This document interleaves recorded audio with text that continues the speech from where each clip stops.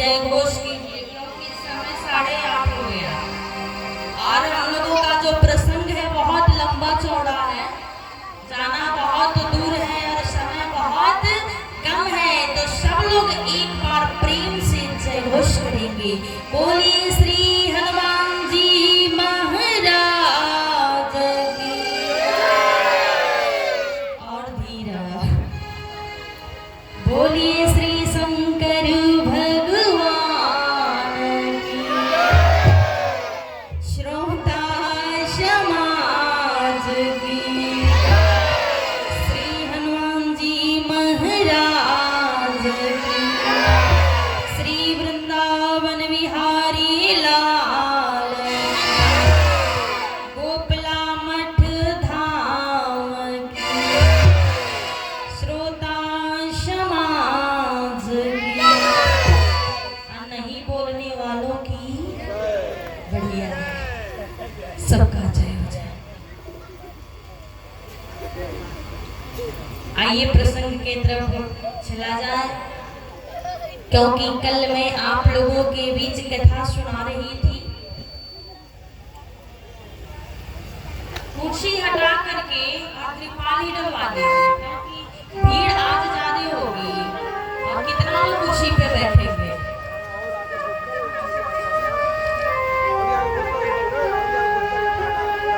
आप लोग और आगे आ जाइए, और आगे आ जाइए। आप लोग पीछे बहुत सारे लोग खड़े हैं, सबको आसन देना। नहीं तो कुछ लोग मंच पे भी आकर बैठ सकते हैं।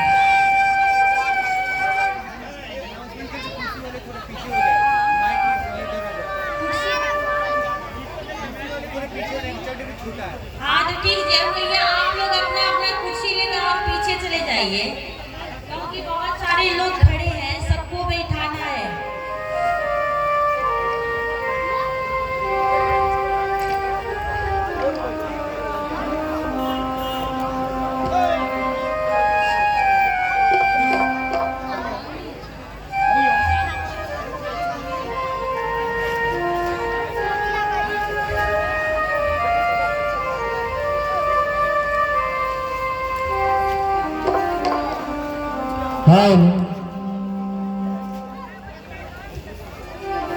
हाँ, जितने हमारे दर्शक एवं श्रोतागण हैं कृपया ध्यान दें कि कुर्सी वाले जो हैं थोड़ा सा पीछे सरक जाएंगे, ताकि बीच में जगह बन जाए और कुछ बिछाव और कर दिया जाए। क्योंकि आज भीड़ ज्यादा होने वाली है, तो आपसे अनुरोध है कि ऐसा कर लें, थोड़ा सिस्टम से रहेगा तो अच्छा रहेगा और जगह भी बन जाएगी, देखने में बड़ी आनंद आएगा, सुनने में भी आनंद आएगा। तो ऐसा कर लीजिए।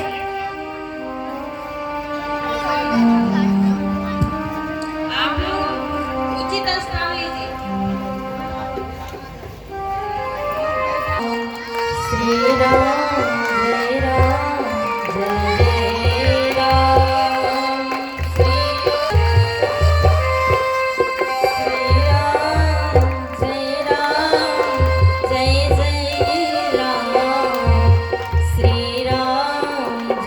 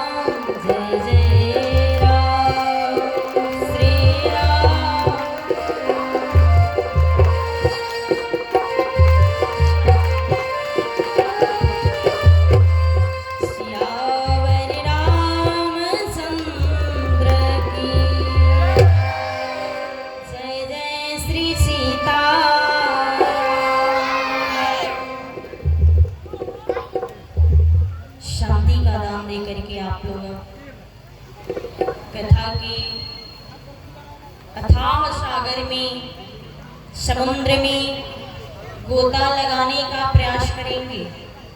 आइए, पुराणों के अनुसार आपको मैं बताना चाहूंगी कि श्री रामचरित मानस में 4 विवाह का प्रसंग दिया है। कितने विवाह का? 4 विवाह का। जिसमें विचार करके देखेंगे ना तो 4 विवाह में 2 विवाह हुए हैं और 2 विवाह नहीं हुए हैं। वो कौन है वो 2 विवाह जो हुआ है और वो कौन 2 विवाह है जो नहीं हुआ है, मैं बताने का प्रयास करूंगी।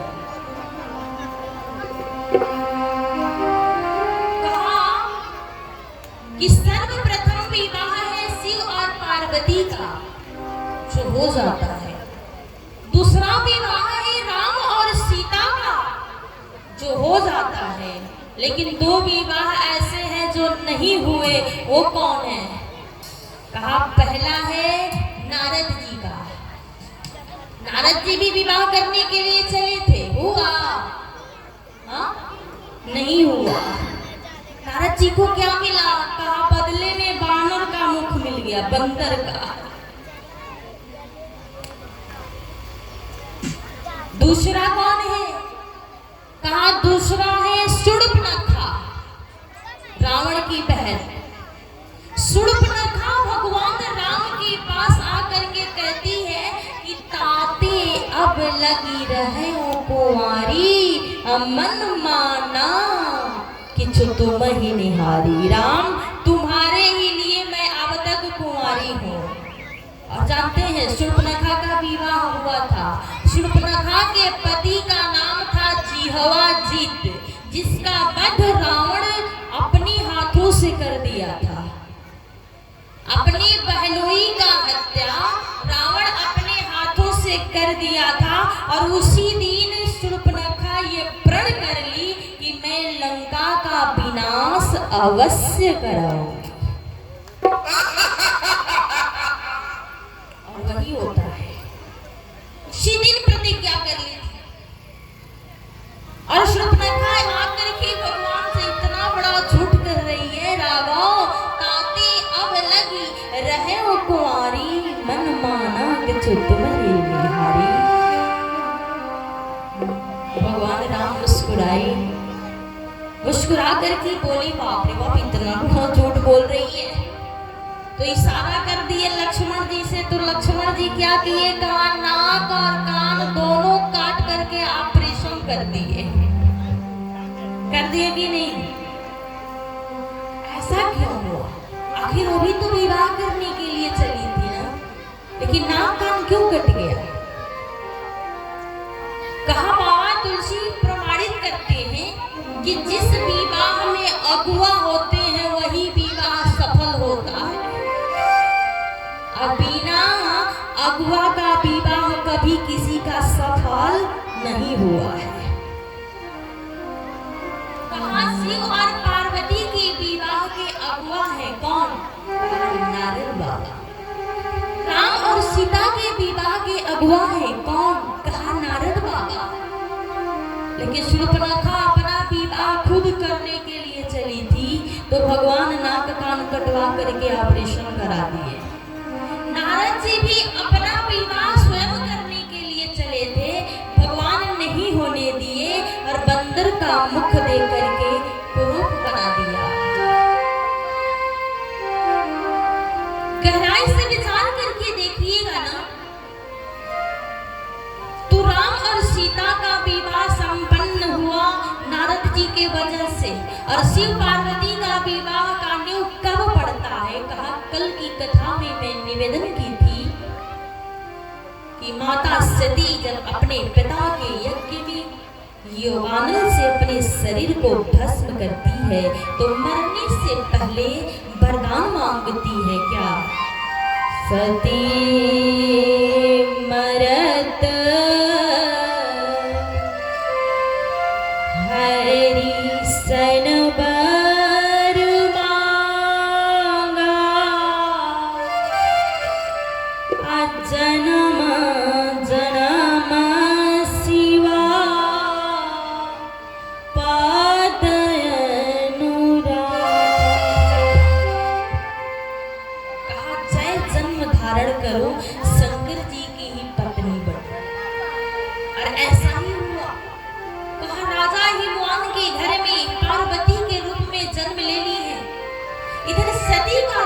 करके हमारी भोले बाबा समाधि में लीन है, समाधि में बैठे हुए हैं। भोले बाबा समाधि का आनंद ले रहे हैं। इसी बीच में नारद जी को, सारे देवताओं को चिंता सताने लगी। जानते हैं क्या? कहा हमारी भोले बाबा समाधि में रहते हैं और समाधि तोड़ने का एक ही कारण हो सकता है, और वो कारण ये है कि पृथ्वी पर एक निशाचर उत्पन्न हुआ, और उस निशाचर का नाम था ताड़कासुर। ताड़कासुर ताड़कासुर के उपद्रव से सारे देवता त्रसित हो गए, त्राहिमाम करने लगे। जानते हैं क्यों? कहा ताड़कासुर को पितामह ब्रह्मा एक वरदान दे दिए थे। कौन सा वरदान? कहा पितामह ब्रह्मा के लिए तप किया और तपस्या किया, तो उसके तपस्या से ब्रह्मा जी प्रसन्न हो गए और आकर के बोले, बेटा ताड़कासुर वर मांगो, वर मांगो, वर मांगो। ताड़कासुर डायरेक्ट बोला, महाराज हमको अमर कर दीजिए,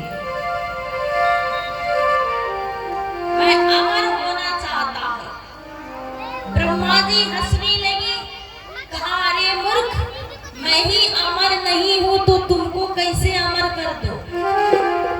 दूसरा वरदान मांग ले, ये नहीं मिलेगा। तो सोचा कि कौन ऐसा वरदान मांगू जो न मरने के लायक हो। तो उसका बुद्धि काम किया और उसने मांग दिया कि शंकर जी के शुक्र से जो पुत्र पैदा हो वो हमारा वध करे। क्यों?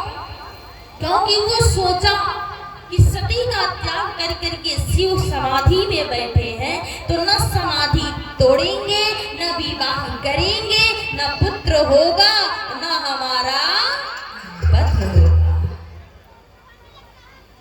जय श्री राम।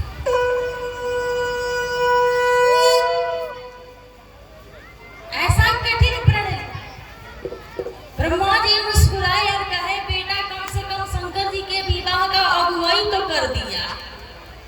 खुशी से पागल हो गए, कहा जाओ ऐसा ही होगा, इसमें कोई संदेह करने वाली बात नहीं है, ऐसा ही होगा।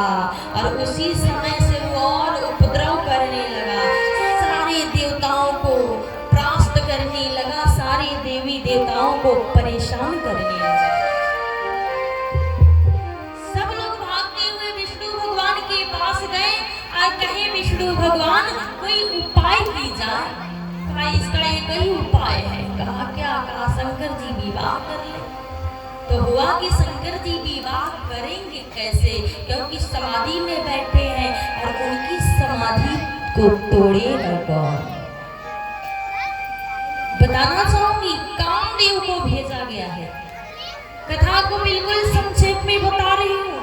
कहा कामदेव को भेजा गया और कामदेव जब जा करके शंकर जी के सामने शंकर जी के समाधि को तोड़ने का प्रयास करने लगे, तो गुस्से में आकर के भोले बाबा अपना तीसरा नेत्र खोलते हैं और कामदेव जी महाराज जल करके राख हो जाते।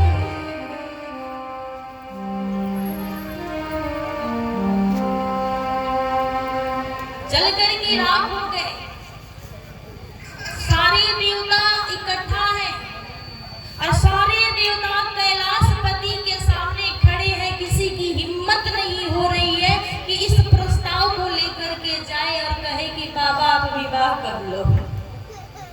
एक बात बता दूं, कहा कि शंकर जी एक ऐसे देवता है ना भैया, बिना मांगे आपको सब कुछ दे देते हैं। क्योंकि विष्णु भगवान को भोग लगाना हो तो खोआ की मिठाई चाहिए, गणेश जी को भोग लगाना हो तो लड्डू चाहिए, हनुमान जी को भी लड्डू चाहिए, दुर्गा जी को पूरी हलवा चाहिए। लेकिन धन्य है हमारे भोले बाबा, एक भी रुपया खर्चा नहीं आएगा इनके ऊपर। बच्चा सब सोच रहा है कि निशाचर कहाँ से आ गया, सब इधर डीजे के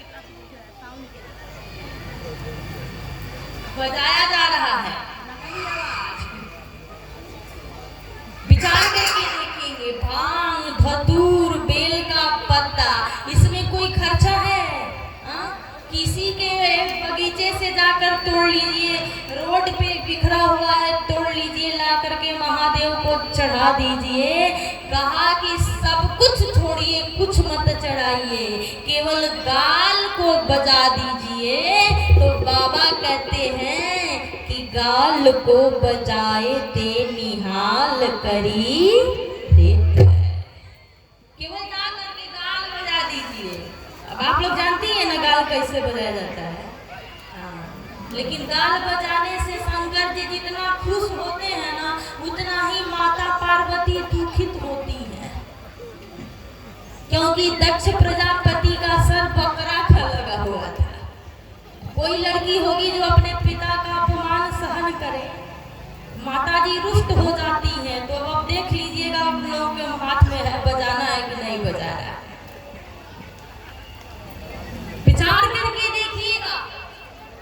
तो भोले बाबा की पूजा में कोई खर्चा नहीं आएगा, केवल जाकर के मांग लीजिए। विष्णु भगवान को पता है, क्योंकि हर एक देवी देवता, इंसान, मानव, दानव, सबका एक कमजोर नस होता है और हम उसी नस को पकड़ करके फायदा उठा लेते हैं, है ना। कहा शंकर जी का कमजोर नस कौन है? कहा कि वो कभी किसी को खाली हाथ नहीं भेजते हैं। उनके दरबार में जो जाता है वो झोली भर करके ही आता है। विष्णु भगवान कहे कि मैं भीख मांगा बन जाऊंगा। कहा किस लिए? कहा भीख मांगूंगा और जा करके कहूंगा नाथ हमें भिक्षा दीजिए। पूछेंगे क्या चाहिए तो कहूंगा कि शादी कर लीजिए। यही तो चाहिए कि अब